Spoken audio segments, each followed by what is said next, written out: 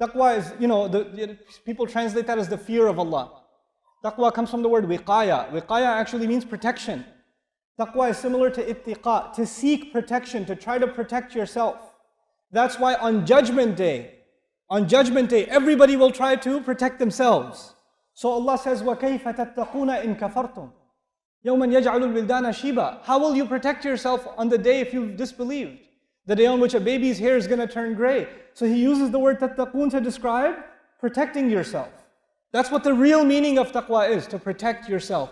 Allah says Allah gave you fasting so you can protect yourself. And what does that mean? Let's try to understand what that means. Human beings, us, we have certain training. You have to go through training if you want to get good at something.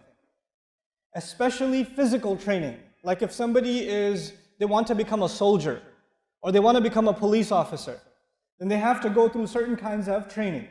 And their body learns to adapt. Like at the beginning it's hard, and then it gets easier and easier and easier for them, right? And this idea of training, putting yourself in difficulty, it helps you in by the way, when you're in training, things are easy. When you're in the training program, things are easy. Like for example, when they train firemen, they set up a fire to put it out, but they control the fire. It's not like a real fire in a building. It's controlled, so it's easier. They make you jump down a building, but it's easier. It's not like the real thing. They go easy on you, and then when you get good enough, then they put you in the real life situation. You understand that, right? Now the same thing happens with fasting. Fasting is your training for real life. And by the way, I told you, when training goes on, then it's easier. Controlled fire. Controlled situations. What does Allah do? Does Allah make fasting in Ramadan easier? Does He cage up shaitan? Does He put the shaitan away? He does, doesn't He? He's going easy on you. So your heart can get a chance to train and get better without being in the battlefield. The second Ramadan is over, Eid Mubarak, guess what? Shaitan is out. And the war begins. And all of that training will now come in handy. But if you didn't train yourself properly, Look, just to help the younger guys here, this is for the younger guys especially.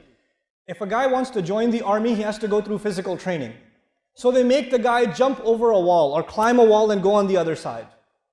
So two guys join the military. One of them jumps over the wall, the other one goes around the wall. They both got to the other side.